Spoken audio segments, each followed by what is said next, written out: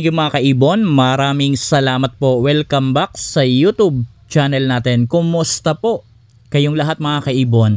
For today's video, sasagot tayo ng katanungan ng mga kaibon natin. Ito po, yung unang katanungan sa akin ng kaibon natin. Ang tanong, Lods, upload ka kung paano magpaamo ng mailap na ibon. Dahil daw yung alaga ni Sir mailap. Mga kaibon, disclaimer lang. Ang isi-share ko dito ay base lamang ito sa kaalaman ko at karanasan ko sa pag-aalaga ng mga ibon. Sa katanungan, kung paano ba natin mapapaamo yung mailap na ibon?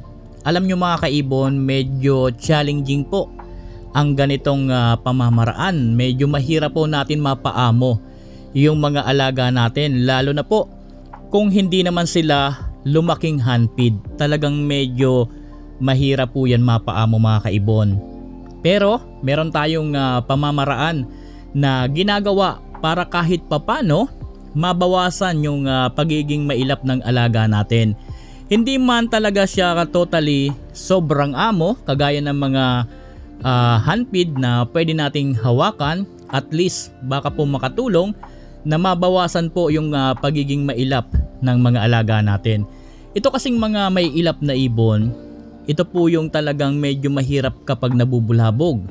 Ito po yung madali or mabilis ma-stress kapag po sila ay nabubulhabog. Kaya po itong tips na ibibigay ko po sa inyo, sana po makatulong. Kapag po ako ay nagpapakain ng mga alaga ko na talagang sobra yung ilap, dahan-dahan ko po kinukuha dyan yung patukaan at yung painuman. Dahil po konting kaluskos lang yan, lalo sa panahon ngayon na sobrang init. Kapag po konting kaluskos lang dyan, lipad po yan ng lipad dahil sila ay mailap. Medyo takot kung iisipin natin, parang takot na takot sa mga tao. Kaya po ang ginagawa natin, kinukuha natin yung painumang patukaan ng dahan-dahan at binabalik natin yan ng dahan-dahan din. Dahil kapag po na-stress yan, lalo sa panahon ngayon na sobrang init, kapag lipad yan ng lipad, so nasobrahan sa kakalipad at na-stress, yan po ang magiging problema natin.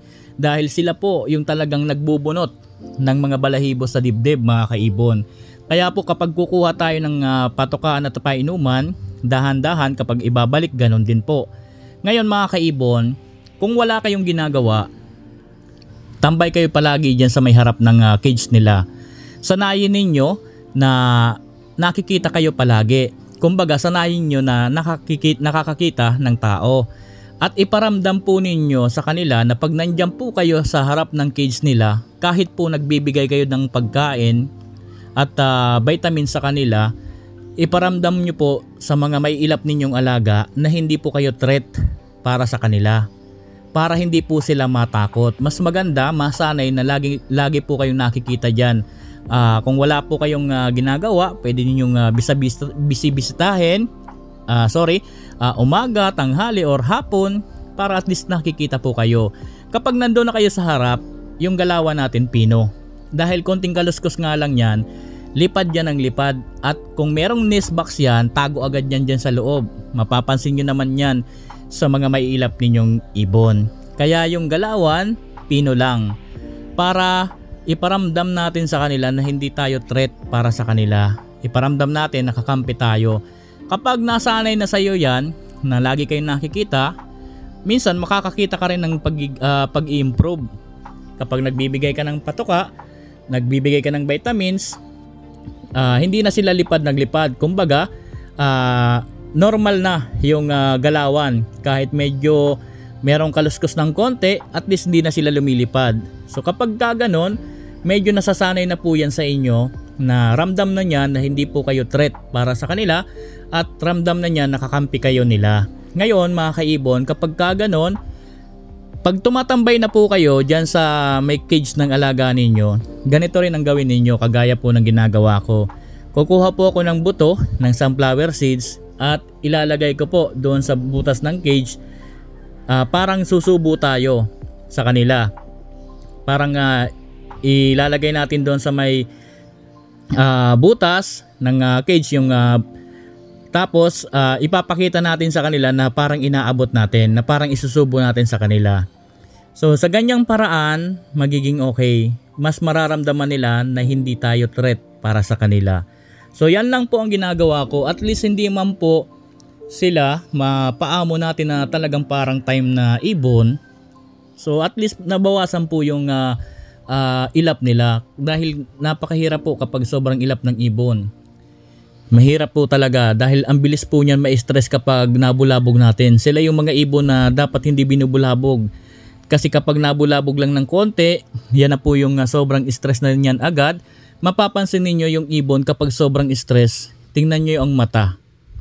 Sa mga kaibon natin na matatagal nang nag-aalaga at nakaobserba sa mga alaga nila, tingnan po ninyo, kahit ngayon na sobrang init ng panahon, paano malaman na stress na yung alaga natin? Tingnan nyo po ang mata.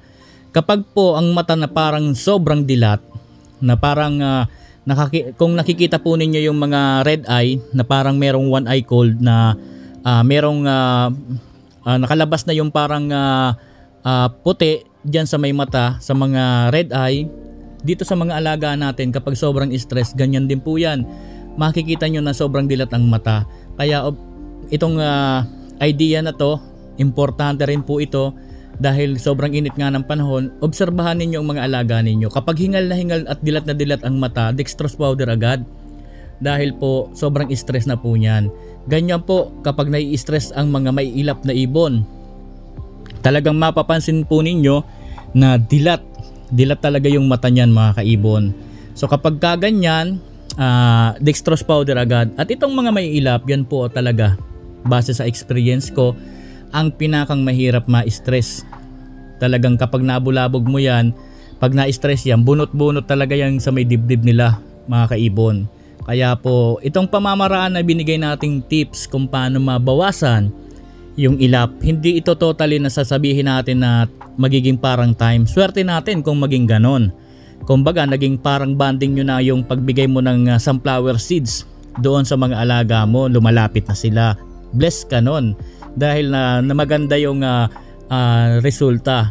Pero dito sa binabanggit ko, hindi po ito 100% na magiging ganon. Nasa sa inyo na rin po yan kung paano po ang magiging banding ninyo. So itong tips na binigay ko, ito lang ang simula na pamamaraan. Tuloy-tuloy nyo lang, malay ninyo maging talagang sobrang bait ng alaga po ninyo, 'di ba? At least nabigyan ko kayo ng idea kung paano ang simula para mabawasan yung ilap hanggang sa talagang umamo. So yun po yung una na katanungan. Salamat doon sa kaibon natin na nagtanong, sana po nasagot ko. Pangalawa na tanong sa atin mga kaibon, Sir, good day po. Pasagot naman po kung sakaling makapag-breed pa ba ang na-stroke na ibon. Malusog po yung alves ko na kak, kaya lang yung daliri ng paa parang may diferensya, medyo hirap maglakad. Posible kaya pati pelvic bone nila mapahin or kak maapektuhan din, kaya pati similya nila maapektuhan din ba kaya? So mga kaibon, merong mga naging breeder ako na ganito, na yung parang yung daliri niya medyo merong diferensya, yung paa niya merong diferensya. Pero doon sa pag-breed, okay naman, wala naman naging problema. Yung alaga kong yon na nagkaroon ng diferensya yung paa, yung parang tawag po nito, para siyang tabingi po kasi yung paa nun, since kumbaga parang inborn na talaga yon hanggang sa lumaki. Apektado rin nun yung paglakad dahil nakasiwang yung paa. Pero pagdating sa breeding noon, akala ko hindi siya magbe-breed ng hindi siya makakasampa or what. Kasi yung paa niya tabingi nga, parang sa tingin ko hindi kaya. Ngayon yung paa niyang yon, inborn yon, tapos kapag lumilipad, nakakahawak naman, nakakagrip naman sa perch yung paa. So nung nakita ko na okay naman, nakakapag-grip naman sa perch yung paa, naisip ko na magagamit yun sa breeding dahil nakakagrip naman yung paa. Kasi minsan ikinakapit yan ng mga alaga natin, lalong-lalo na sa part ng pakpak kapag nakikipag-mate yung kaksahin, ginagamit niya yung pang-grip. Ngayon, yung alaga ni sir, kung yung alaga nyo po sir, kung yung paa niyan nakaka-grip naman, kumbaga siwang lang yung paa, magagamit nyo po yan sa breeding at wala pong magiging epekto yan sa similya or what ng mga magiging inakay. Doon sa magiging itlog nila at magiging inakay, wala po yung magiging problema kahit po naging inborn na po yan. Hindi naman kasi po yan na i-inherit yung pagiging inborn na yung paa na nagkaroon ng diferensya ng inakay pa, hindi po yan na-i-inherit ng mga anak. Kaya po walang problema niyan pagdating sa breeding. Ang importante lang po dyan kung yung ibon mo po, kung nakaka-grip ba yan. Kasi kapag hindi po yan nakakapag-grip, talaga medyo mahirapan niyang kumapit doon sa hen. Pwedeng kapag nag-mate yan, malaglag or hindi talaga makasampa.